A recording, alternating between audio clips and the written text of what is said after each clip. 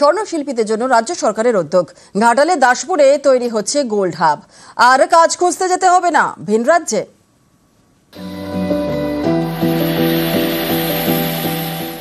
পশ্চিম মেদিনীপুরের ঘাটাল মহকুমার দাসপুর, এখানকার অনেকেই স্বর্ণশিল্পী হিসেবে কাজ করেন। কাজ করতে যেতে হয় ভিন রাজ্যে। এবার এই ছবিটা বদলাচ্ছে। দাসপুরে গোল্ড হাব তৈরি করছে রাজ্য সরকার। কাজ প্রায় শেষের পথে। খুব ভালো হয়েছে স্বর্ণশিল্পীদের জন্য। আমরা চাই আমরা স্বর্ণশিল্পী কাজ করি, আমরা দেশের থেকে কাজ করতে চাই। আমরা যদি চালু হয়ে যায় প্রকল্পটা খুব ভালোই হবে। এই যে গোল্ড হাবটা হলে এখানে আমাদের এলাকার সমস্ত মানুষ যারা স্বর্ণশিল্পী বাইরে কাজ করে তারা খুব উপকৃত হবে।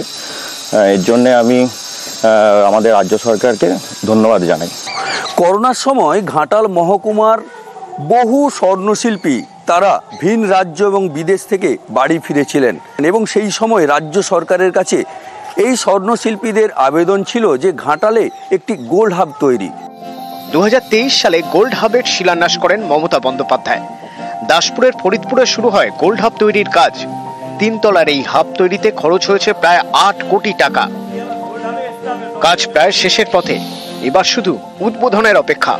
কনস্ট্রাকশনের কাজ প্রায় শেষের পথে, আশা করা যায় আগামী মাসের মধ্যে এটা কমপ্লিট হয়ে যাবে।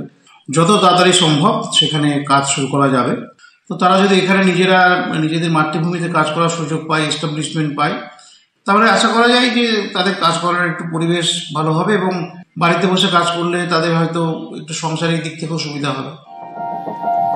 পশ্চিম মেদিনীপুর থেকে সুকান্ত চক্রবর্তী, নিউজ 18 বাংলা।